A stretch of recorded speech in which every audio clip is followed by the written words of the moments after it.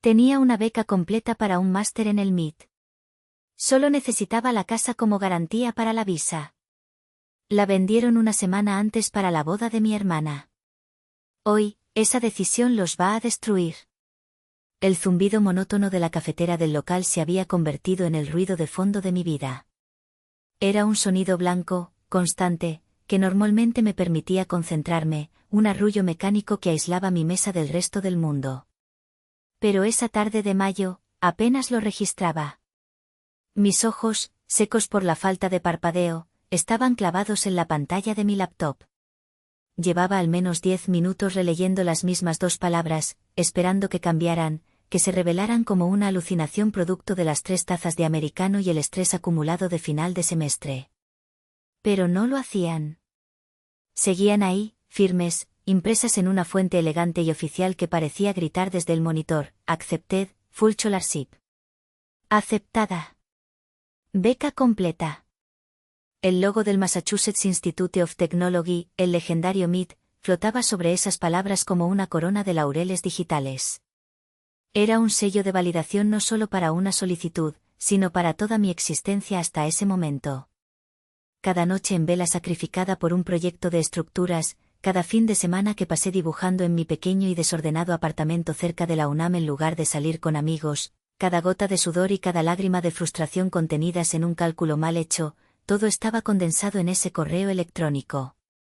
El sueño de mi vida, ese pináculo de la arquitectura mundial que veía tan lejano como una estrella en un cielo contaminado, no solo estaba a mi alcance, me estaba abriendo sus puertas de par en par, invitándome a entrar. Un temblor incontrolable, que nacía en lo profundo de mi pecho y se extendía hasta la punta de mis dedos, se apoderó de mis manos. Dejé la taza de café sobre la mesa con un tintineo sordo y busqué mi teléfono. El primer instinto, el más puro y primario, fue compartir esa victoria con las personas que, en mi inocencia de 22 años, asumía que estarían más orgullosas que nadie en el mundo. Marqué el número de la casa familiar en Querétaro. Mi madre, Jacinta, contestó al tercer timbrazo, su voz teñida por una inconfundible nota de distracción, como si estuviera haciendo 3 cosas a la vez. ¿Sol? ¿Todo bien, hija? Te oigo agitada. Más que bien, mamá. No vas a creerlo. No lo vas a creer. Mi voz era un torbellino de euforia, las palabras atropellándose para salir, tropezando unas con otras. ¿Te acuerdas de mi aplicación al MIT? ¿Para la maestría en diseño arquitectónico sostenible? Ah, sí, claro que me acuerdo, dijo, y por un instante, un microsegundo casi imperceptible, me pareció detectar una nota de ¿reserva? Era un matiz extraño, una fugaz falta de entusiasmo que mi cerebro, inundado de adrenalina, desechó como una tontería. Estaba demasiado feliz para analizar pausas, para buscar sombras en un día tan brillante. Pues me aceptaron, mamá. Con beca completa. Cubre la matrícula, el alojamiento, todo. Me voy a Boston en otoño. Hubo una pausa al otro lado de la línea, esta vez más larga, más notoria. Podía escuchar de fondo la voz de mi padre, Helio, preguntando con curiosidad qué pasaba, y el murmullo ahogado de mi madre repitiéndole la noticia. Luego, su voz volvió al teléfono, ahora envuelta en un tono forzado de alegría que no sonaba del todo genuino, como una prenda que no es de tu talla pero que te pones para la foto. Pero qué maravilla, mi vida. Qué orgullo tan grande. Felicidades. Tu padre y yo estamos muy, muy orgullosos. Siempre supimos que llegarías muy lejos. Muy lejos. La ironía de esas palabras me golpearía más tarde con la fuerza de un tren de carga. Gracias, mamá. De verdad, significa mucho para mí. Oye, hay un detalle importante, un trámite. Para la visa de estudiante, la Embajada de Estados Unidos es muy estricta. Piden una prueba de solvencia económica, una garantía de que podré mantenerme aunque la beca cubra casi todo.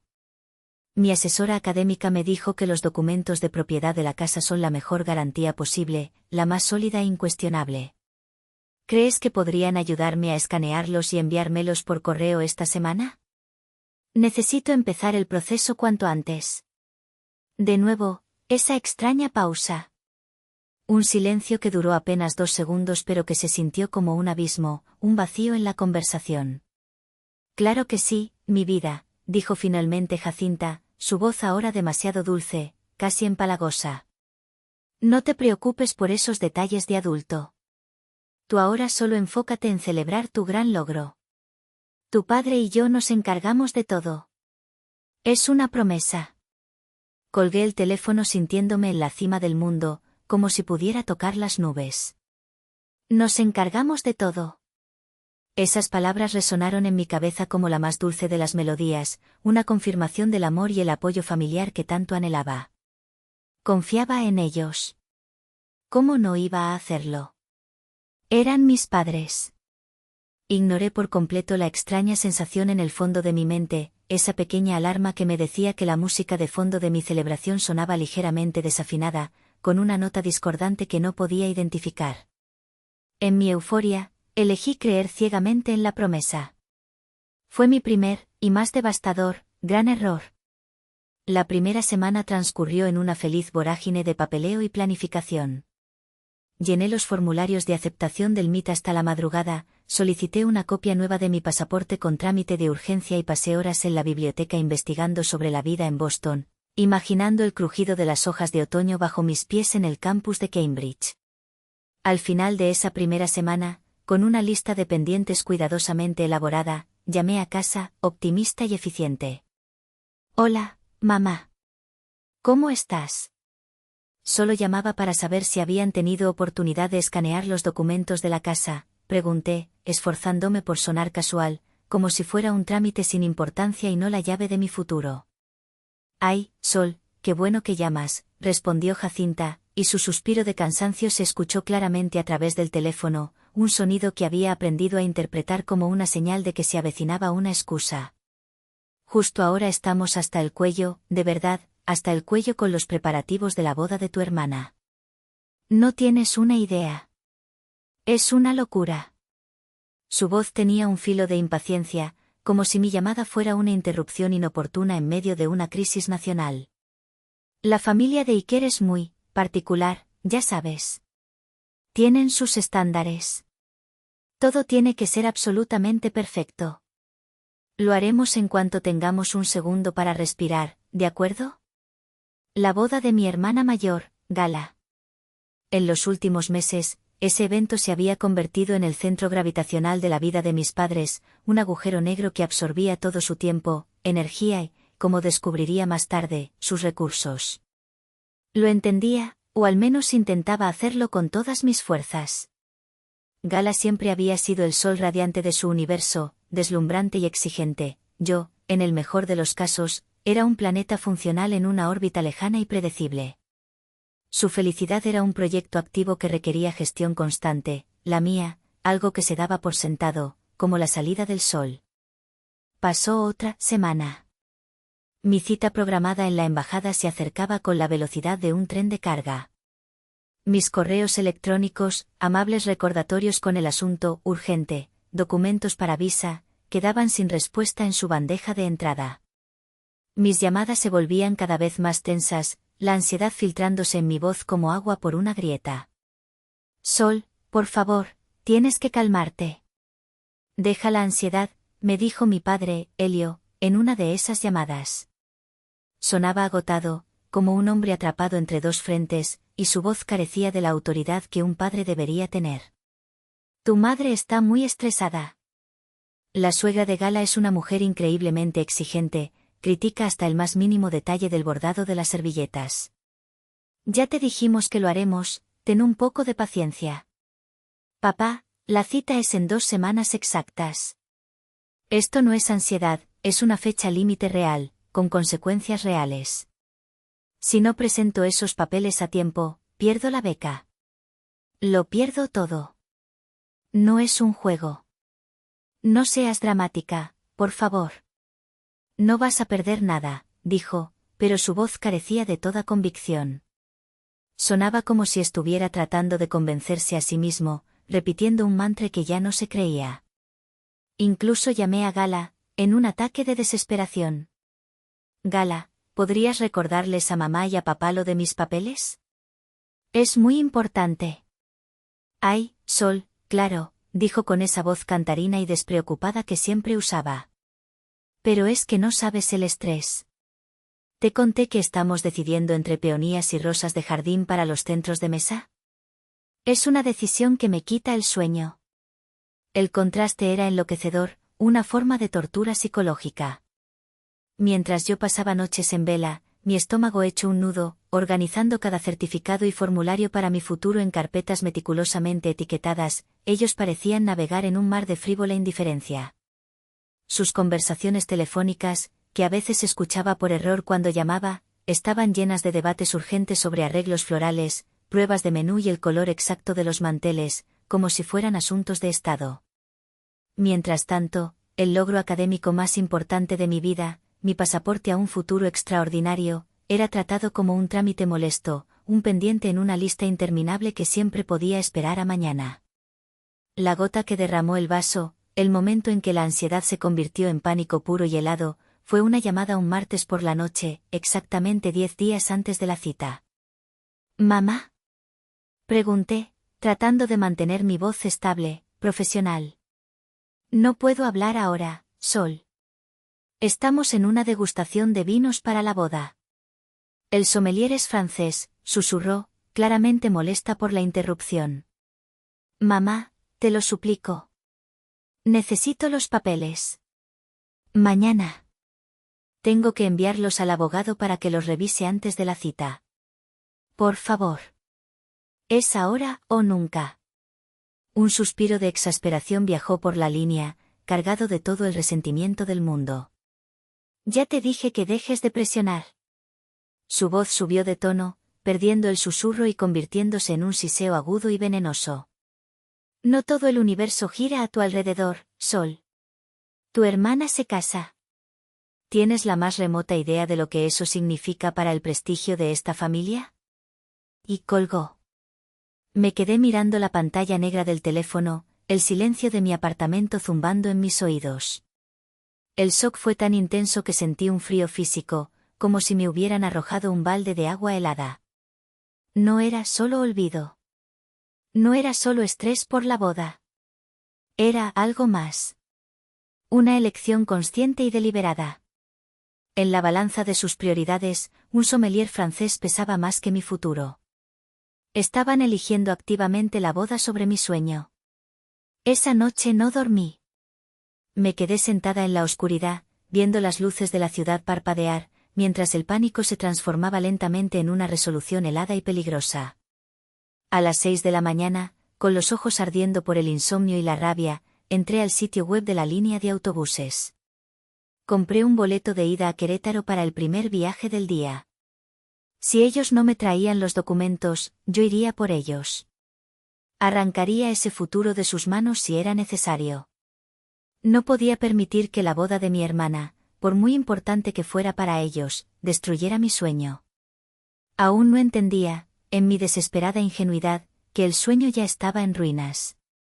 El viaje de 3 horas en autobús desde la Ciudad de México fue una tortura silenciosa. Sentada junto a la ventanilla, veía pasar el paisaje árido del altiplano, los cactus y los matorrales desérticos, pero en mi mente se proyectaba una y otra vez una película de escenarios ansiosos. Me imaginaba llegando, encontrando a mi madre supervisando alguna entrega de flores, discutiendo con ella en la cocina mientras mi padre intentaba mediar sin éxito, con su habitual falta de firmeza. Me veía subiendo a su estudio, buscando yo misma la carpeta de cuero marrón donde guardaban los papeles importantes, y saliendo de ahí victoriosa, con mi futuro a salvo en mi mochila. Estaba preparada para una confrontación, para la ira, para las lágrimas. Me había armado con argumentos lógicos y una determinación feroz. No estaba preparada para el silencio. No estaba preparada para el vacío. Cuando el taxi dobló en la esquina de mi calle, una calle arbolada y tranquila que conocía como la palma de mi mano, sentí el familiar vuelco en el estómago, una mezcla de nostalgia y anticipación. Pero la sensación se agrió al instante, convirtiéndose en un nudo de hielo. Frente a mi casa, la casa donde aprendí a andar en bicicleta, donde cada grieta en la acera contaba la historia de una caída, había un camión de mudanzas. No era un camión de entregas para la boda. Era un camión grande, profesional, con el logo de una empresa que no reconocía. Estaba lleno de muebles extraños, sofás envueltos en plástico protector, cajas de cartón anónimas apiladas hasta el techo. Y en el pequeño jardín, donde mi padre cultivaba con orgullo sus rosales, clavado en la tierra con una violencia indiferente, un letrero de colores brillantes y agresivos gritaba una sola palabra: vendido. Le pagué al taxista en un estupor, mi mano temblando al entregarle los billetes, mi mente negándose a procesar la escena. Me bajé. Mis piernas se sentían pesadas, como si estuvieran hechas de plomo, y cada paso hacia la puerta era un esfuerzo monumental. Caminé lentamente por el sendero de piedra que yo misma había ayudado a mi padre a colocar un verano, cuando tenía 15 años. La puerta principal, esa puerta de madera maciza que siempre estaba abierta para mí, estaba abierta ahora para extraños. Una pareja joven, de mi edad más o menos, salía dando instrucciones a los de la mudanza, discutiendo sobre dónde poner el sofá. ¿Disculpa? Mi voz salió como un susurro ahogado, apenas audible, el sonido de alguien a quien le han sacado el aire de los pulmones. ¿Qué está pasando aquí? El chico me miró, confundido por mi evidente angustia. ¿Te podemos ayudar? Acabamos de comprar la casa. Hoy es nuestro primer día de mudanza. Comprar. La palabra no tenía sentido en mi cerebro. Era un concepto tan ajeno, tan imposible en ese contexto, que mi mente se negaba a procesarlo. No, no puede ser. Imposible.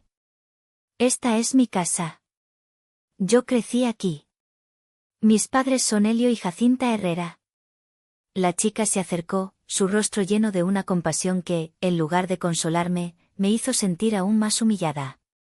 Era la mirada que le das a un animal herido al borde de la carretera, una mezcla de lástima e incomodidad.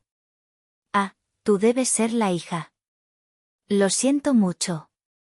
Los dueños anteriores nos dijeron que su hija ya vivía en el extranjero, que no tenía planes de volver. La mentira fue tan descarada, tan monumentalmente absurda, que me dejó sin aire. Me habían borrado. No solo de la casa, sino de la historia, de la realidad. Me habían convertido en un fantasma en mi propia vida. Caminé como un autómata hacia el garaje, cuya puerta metálica estaba entreabierta. Y allí, en un rincón polvoriento, arrumbado junto a unas viejas latas de pintura seca y herramientas oxidadas, vi lo que quedaba de mi vida en esa casa. Un par de cajas de cartón mal cerradas, con mi nombre, Sol, escrito con un marcador negro que se estaba desvaneciendo. Dentro, vi el lomo de mis libros de arquitectura, mis cuadernos de bocetos que contenían años de ideas y sueños, algo de ropa vieja que había dejado atrás. Eran los restos que no se habían molestado en tirar o regalar. Eran mi vida, reducida a un estorbo, a un traste olvidado en una esquina. Encima de la caja superior, pegada con un trozo de cinta adhesiva, había una nota adhesiva de color amarillo. La caligrafía apurada y elegante era inconfundiblemente la de mi madre. Gala necesitaba una boda digna. No había otra opción. Es por el bien de la familia. Ni mi nombre. Ni una disculpa. Ni un lo siento. Solo una justificación fría y corporativa, como si yo fuera una accionista a la que se le notifica una decisión de negocios inevitable y dolorosa. La nota temblaba en mi mano, no por la brisa, sino por la furia sísmica que empezaba a sacudir cada fibra de mi ser, desde los cimientos. El bien de la familia. Una familia que acababa de amputarme sin anestesia y sin mirar atrás. Saqué mi teléfono con manos que no me obedecían. Los dedos, torpes y temblorosos por el shock, fallaron 2 veces al intentar desbloquear la pantalla. La tercera vez lo logré. Busqué el contacto de mi madre en la agenda. Cada tono de espera en la línea era una eternidad, un martillazo en el clavo final del ataúd de la vida que conocía. Finalmente, al 4.º tono, contestó. Sol. ¿Qué pasa ahora? Estoy en medio de la prueba final del vestido de gala, es un momento crucial y no puedo. Su voz, llena de una irritación apenas contenida, fue la chispa que encendió la pólvora. La angustia y el shock se evaporaron, reemplazados por una rabia blanca, fría y cegadora. ¿Qué pasa? Repetí, y mi propia voz sonó extraña, hueca, como si viniera de un pozo muy profundo y oscuro. Pasa que estoy parada frente a nuestra casa, mamá. O mejor dicho, la casa que vendieron. Pasa que hay un camión de mudanzas y una familia de extraños metiendo sus cosas en mi cuarto. Eso es lo que pasa. Hubo un silencio al otro lado. No un silencio de sorpresa, sino uno de cálculo. Podía casi oír los engranajes en su cabeza girando a toda velocidad, buscando la justificación perfecta, la narrativa que la dejara a ella como una madre sacrificada y a mí como la hija egoísta e ingrata. Sol, por el amor de Dios, no hagas un drama, dijo al fin, su tono ahora deliberadamente condescendiente, el tono que usaba conmigo cuando yo era una niña y hacía un berrinche por un juguete. ¿Un drama? ¿Me llamas dramática? Grité, y mi voz se rompió. Vendieron mi casa. Vendieron la única garantía que tenía para mi visa. Mi beca. El MIT. ¿Te acuerdas de eso, mamá? ¿O estabas demasiado ocupada escogiendo el color de las servilletas para recordarlo? Baja la voz. Siseó, y pude escuchar a Gala de fondo preguntando con voz mimada, ¿qué pasa, mami? ¿Es Sol? Mi madre debió apartar el teléfono para susurrarle algo, porque la oí decir, no es nada, mi vida, cosas de tu hermana. Por supuesto que me acuerdo. Pero tienes que ser realista, Sol. Tienes 22 años. Esta boda asegura el futuro de tu hermana. Y al asegurar el suyo, asegura el nuestro. El futuro de toda la familia. La familia de Iker es importante. Tienen un estatus que mantener, una reputación. ¿Qué querías que hiciéramos? Que tu hermana tuviera una boda mediocre, que nos humilláramos frente a ellos, para que tú pudieras irte a jugar a ser arquitecta a otro país. Cada palabra era un golpe físico, calculado para doler, para minimizarme. Jugar a ser arquitecta. El sueño por el que había trabajado incansablemente desde que era una niña, la vocación que sentía en mis huesos, reducido a un juego, a un capricho infantil. Era mi futuro. Era mi vida. Ustedes lo prometieron. Papá me lo prometió. Grité, las lágrimas corriendo por mi rostro, calientes de rabia y de una traición tan profunda que me quemaba la garganta. Tu padre está de acuerdo conmigo, dijo, cortante. Y ya está hecho. A veces, en una familia, hay que hacer sacrificios por el bien mayor. Es algo que la gente egoísta no entiende. ¿Y yo soy la egoísta? ¿Yo soy el sacrificio? ¿Mi futuro es el cordero que llevan al altar para que la boda de Gala sea perfecta? Entonces, pronunció la frase. La frase que se grabaría a fuego en mi memoria, la que pulverizaría el último y más fino hilo de esperanza y amor filial que aún me unía a ella. Un buen matrimonio es una mejor inversión que cualquier título, Sol. Grábatelo. Cásate bien y tendrás más que el MIT. Ya lo entenderás. No era una decisión difícil que habían tomado. No era una tragedia familiar. Era un cálculo de negocios. Frío, cruel y despiadado. Habían puesto dos futuros en una balanza, el de sus dos hijas, y habían decidido que el mío era desechable, un activo de bajo rendimiento que podía ser liquidado sin problemas para financiar una operación de mayor prestigio. Entiendo, dije, y el torbellino de furia y dolor dentro de mí se calmó de repente, congelándose en un bloque de hielo sólido y pesado. La calma que precede a la devastación total. Entiendo perfectamente. Colgué. No esperé su respuesta. No había nada más que decir. Me quedé mirando la pantalla negra del teléfono. El reflejo que me devolvía era el de una extraña. Una chica pálida, con los ojos muy abiertos por el shock, el rostro surcado por lágrimas secas. Una huérfana. No porque sus padres hubieran muerto, sino porque acababan de asesinar, con una eficiencia brutal y sin remordimientos, a la hija que creía tenerlos. Mi siguiente llamada fue a la oficina de admisiones del MIT.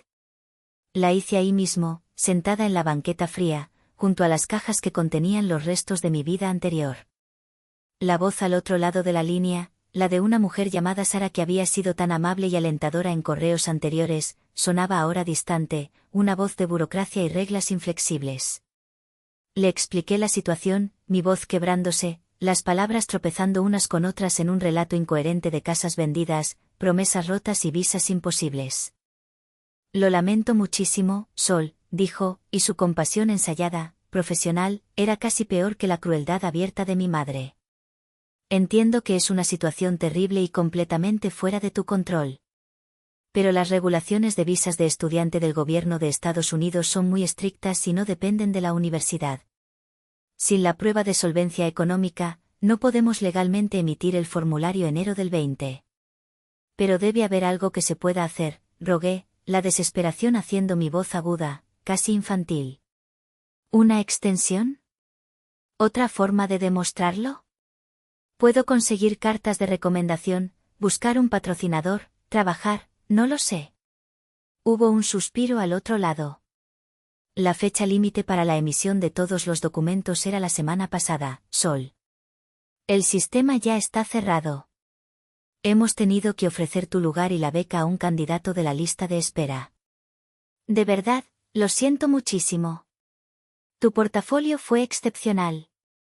Uno de los mejores que vimos este año. La línea se cortó, pero yo seguí sosteniendo el teléfono en mi oreja, escuchando el pitido monótono que era la banda sonora oficial del fin de mi mundo. Tu portafolio fue excepcional. Las palabras eran un eco cruel, un epitafio para el futuro que acababa de morir. En el lapso de unas pocas horas, había perdido mi hogar, mi pasado y mi futuro. Me convertí en un fantasma, flotando en un presente insoportable y vacío. Mi última llamada, el último recurso de una náufraga, fue a mi tío Ciro. El hermano menor de mi madre, el intelectual, el paria de la familia. Un profesor de historia en la UNAM que había cometido el pecado imperdonable de vivir una vida modesta y feliz, lejos de las aspiraciones sociales y materialistas de mi madre. Contestó al primer timbrazo, como siempre.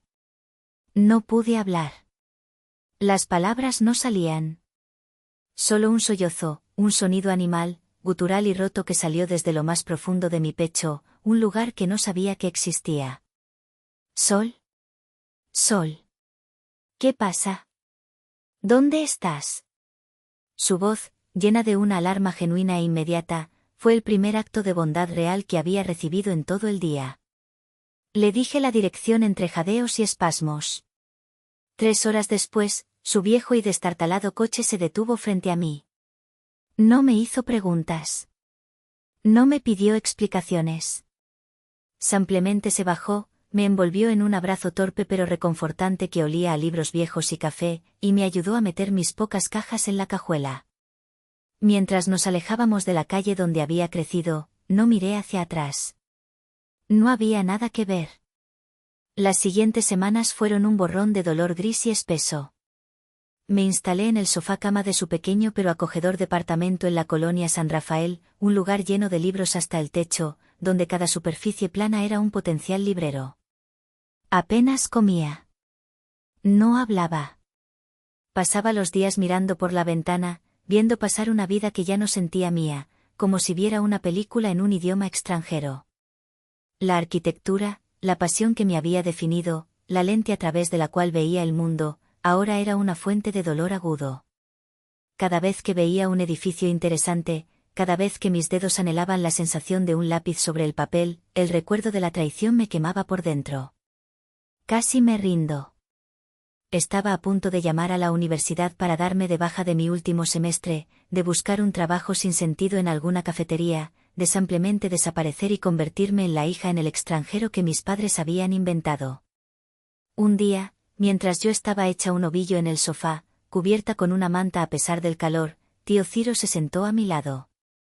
Me puso una taza de té caliente en las manos entumecidas.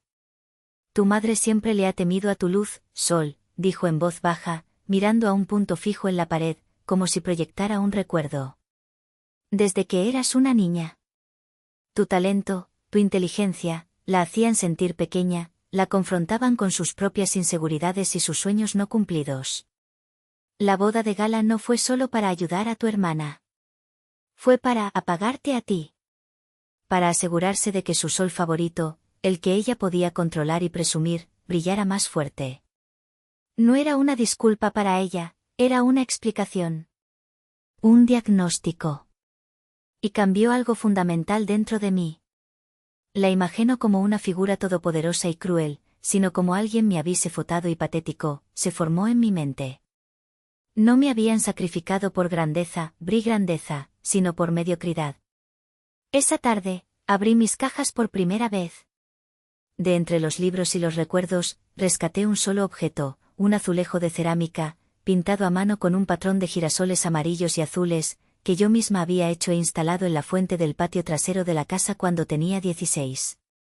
Lo sostuve en mi mano, frío, pesado y real. Era un pedazo tangible de lo que me habían robado. Y en la desolación de esos días, se convirtió en mi ancla, el único punto fijo en un océano de dolor. La transición del dolor a la furia no fue una explosión súbita, sino el lento hervor del agua en una olla a presión. La chispa final, la que hizo saltar la tapa con una violencia incontenible, llegó una noche, aproximadamente un mes después del desastre. Incapaz de dormir, estaba navegando sin rumbo por las redes sociales, un acto de masoquismo digital, cuando apareció el álbum de bodas de gala, público para que todo el mundo lo viera y admirara. Hice clic. Y el veneno empezó a correr por mis venas. Las fotos eran un monumento al exceso más obsceno.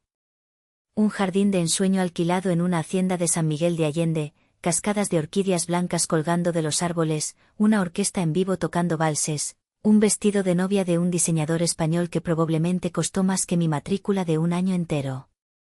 Había fotos de la comida gourmet, del brindis con champán francés, de los fuegos artificiales que iluminaron la noche.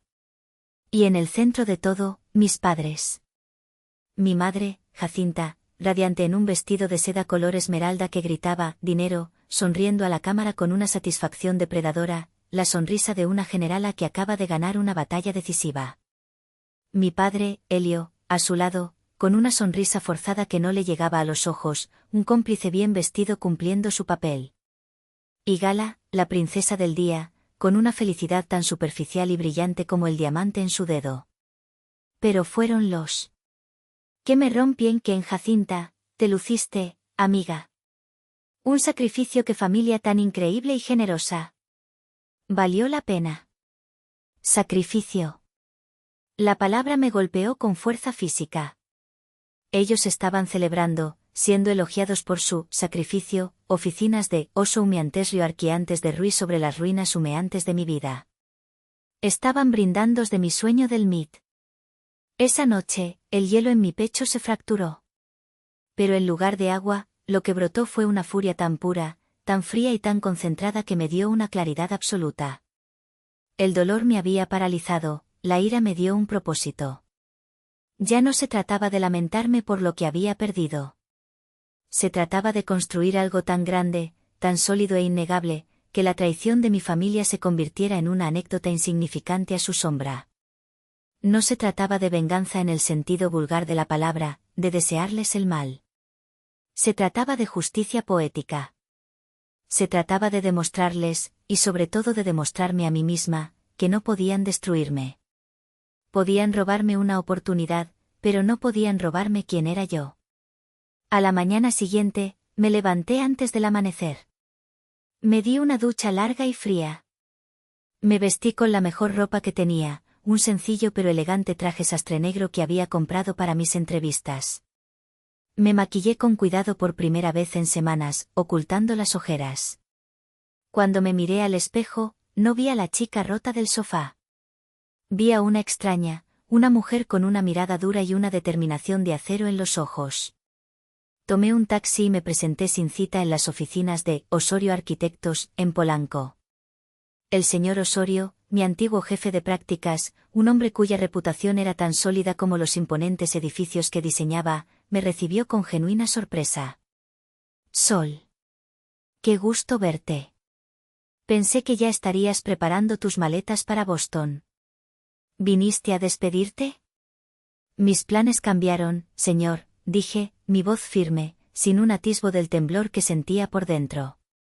Hubo un imprevisto familiar. No iré a Boston. Necesito un trabajo. Lo dije sin rodeos, sin adornos, sin victimismo. Haré lo que sea, continué, mirándolo directamente a los ojos, sosteniendo su mirada. Sacar copias, hacer café, dibujar planos de baños. Solo necesito una oportunidad para demostrar lo que valgo. Él me miró fijamente durante un largo rato, sus ojos sabios y penetrantes evaluándome más allá de mis palabras. Vio algo en mi rostro, una determinación acerada, un fuego frío que no estaba allí durante mis prácticas. Vio a alguien que había tocado fondo y había decidido empezar a cavar hacia arriba con las uñas. No te voy a poner a dibujar baños, Sol, dijo finalmente, con una media sonrisa. Con tu talento, sería un desperdicio. Te voy a poner a diseñar. Bienvenida de nuevo. El lunes a las 9. Ese fue el día en que empecé a construir mi nueva vida. Mi nuevo plano no tenía espacio para la autocompasión ni para las dudas. Cada línea que trazaba, cada cálculo que hacía, estaba impulsado por esa energía feroz que había nacido de la traición. Me convertí en la primera en llegar a la oficina y la última en irse. Absorbí todo el conocimiento que pude, estudiaba de noche, me ofrecía para cada proyecto, por pequeño y tedioso que fuera, con una intensidad que a veces preocupaba a mis colegas. Mi vida se redujo a un solo y único enfoque, la arquitectura. Vivía en el pequeño departamento de mi tío, ahorrando cada peso, rechazando invitaciones para salir. Mi único lujo era el café de buena calidad y los libros de arquitectura importados. Mientras Gala publicaba fotos de sus viajes a Europa, sus cenas en restaurantes de lujo y sus compras de bolsos de diseñador, yo publicaba en mi blog profesional fotos de mis modelos a escala, mis renderizados y mis análisis de estructuras complejas. Nuestros mundos no podían ser más diferentes, y eso me daba una satisfacción perversa. El azulejo pintado a mano que había rescatado estaba siempre en mi escritorio, un recordatorio constante y silencioso. Algunos días, cuando el agotamiento amenazaba con vencerme, era un símbolo de mi pérdida, de todo lo que me habían quitado. Pero la mayoría de los días, era la piedra angular, la primera piedra sobre la que, ladrillo a ladrillo, estaba construyendo mi imperio. Pasaron 3 años. 3 años de una. El trabajo no era una obligación, era mi santuario, mi refugio y mi arma. Mientras mis antiguos compañeros de la universidad hablaban de fiestas, bodas y el primer hijo, yo hablaba de normativas de construcción, de la resistencia a la tracción del acerolo ya no tenía valor para acero y de renderizados fotorreemplazada por una profesional con una ambición de estudiante idealista y llena de sueños había sido reemplazada por una profesional con una ambición de acero pulido. Mi ascenso en la firma de Osorio fue meteórico. Empecé con proyectos pequeños, remodelaciones de oficinas, adiciones a casas. Pero en cada uno, por modesto que fuera, dejaba una marca de excelencia y una visión innovadora que no pasaba desapercibida. El señor Osorio se convirtió en mi mentor. Vio en mí no solo un talento en bruto, sino una tenacidad inquebrantable, una capacidad de trabajo sobrehumana. Dejó de verme como una empleada y empezó a verme como su sucesora. Me dio proyectos más grandes, más complejos, y yo los devoraba, transformando desafíos en oportunidades. El punto de inflexión, el momento en que mi nombre empezó a susurrarse en los círculos correctos, llegó cuando gané el Premio Nacional de Arquitectura Joven. Mi diseño para un complejo de viviendas de interés social en las afueras de la ciudad no era solo estético, era una declaración. Utilicé materiales locales y sostenibles, diseñé espacios comunes que fomentaban la comunidad y me aseguré de que cada unidad, por pequeña que fuera, tuviera luz natural y ventilación cruzada. El proyecto fue elogiado por su sostenibilidad, su uso inteligente del espacio y, sobre todo, por devolverle la dignidad a la vivienda social. No eran solo edificios, eran hogares. La noche de la premiación, mientras sostenía el pesado galardón de bronce, vi mi reflejo en el metal pulido. Por primera vez en 3 años, no vi a la chica abandonada llorando en la acera. Vi a una arquitecta. Fuerte. Resiliente. Completa. La noticia de mi éxito, magnificada por revistas de la industria y blogs de diseño, llegó inevitablemente a oídos de mi familia, probablemente a través de algún pariente lejano chismoso. Un día, sin previo aviso, recibí un correo electrónico de un remitente que no reconocí. Era mi padre. El mensaje era corto, torpe, y apestaba a una falsa familiaridad. Hola, Sol. Vimos en una revista lo de tu premio. Tu madre y yo estamos muy orgullosos. Siempre supimos que lo lograrías. A ver cuándo nos visitas para celebrar. La audacia casi me hizo reír. Borré el correo sin responder. El orgullo de ellos ya no tenía ningún valor para mí, era una moneda devaluada, de un país que ya no existía. Unos meses después, la noticia que sacudiría el mundo de la arquitectura en México cayó como una bomba. El consorcio hotelero, Aetel Red Global, un gigante del lujo con sede en Londres conocido por sus proyectos icónicos y extravagantemente caros, anunciaba un concurso internacional por invitación. Buscaban un diseño para su primer hotel de 6 estrellas en Latinoamérica. La ubicación, un terreno virgen y espectacular en la costa de la Riviera Maya. Era el proyecto de una generación, una oportunidad para dejar una marca indeleble en el mapa mundial. En la firma, la emoción era palpable. Era nuestra oportunidad de pasar de ser una firma nacional respetada a jugar en las grandes ligas internacionales. Mientras el señor Osorio presentaba los detalles en una junta general, proyectó en la pantalla la información del cliente, encargada de la gestión y supervisión en México, Inversiones del Valle. Y debajo de ese nombre, el cargo de director de proyectos, Iker Castillo. Mi cuñado. Sentí un frío helado recorrerme la espalda, pero mi rostro permaneció impasible, una máscara de profesionalismo que había perfeccionado durante años. El universo, al parecer, tenía un retorcido y cruel sentido de la ironía. O quizás, solo me estaba presentando la oportunidad perfecta en bandeja de plata. Sol es la única que puede ganar esto. La única, dijo el señor Osorio. Estábamos en su oficina privada, las luces de la ciudad parpadeando a través del ventanal. El aroma a café y a planos de papel impregnaba el aire. Su visión es exactamente lo que buscan, es moderna, es audaz, pero está profundamente arraigada en la cultura y la topografía mexicana. No es una imitación de Dubái o Singapur. Es auténtica. Hay un problema, señor, dije con calma, dejando que la frase flotara en el aire antes de revelar mi conexión familiar con Iker. Osorio se quedó en silencio, sus dedos entrelazados sobre el escritorio de roble, procesando la información. La industria de la arquitectura, a pesar de su escala global, era un mundo pequeño y sorprendentemente incestuoso. Un conflicto de intereses, o incluso la más mínima apariencia de uno, podría ser desastroso, una mancha en su impecable reputación. Esto no es un conflicto, dije, mi voz firme, cortando sus posibles objeciones. Es una ventaja estratégica. Iker y su familia no saben absolutamente nada de mi carrera. Me recuerdan, si es que se dignan a hacerlo, como la hermana pequeña Iner de Gala, la que tenía un hobby de dibujar casitas. Creen que estoy trabajando como dibujante en alguna pequeña firma. No me verán venir. Mi mente, entrenada para ver patrones y estructuras, ya había diseñado un plan. Propuse una estrategia audaz. Yo lideraría el proyecto de forma interna, tendría control creativo total, pero mi nombre no aparecería en ninguna de las presentaciones iniciales ni en las comunicaciones. Usaríamos el prestigio y la reputación del nombre de Osorio como fachada. Sería nuestro caballo de Troya. Yo estaría dentro, invisible, hasta el momento final.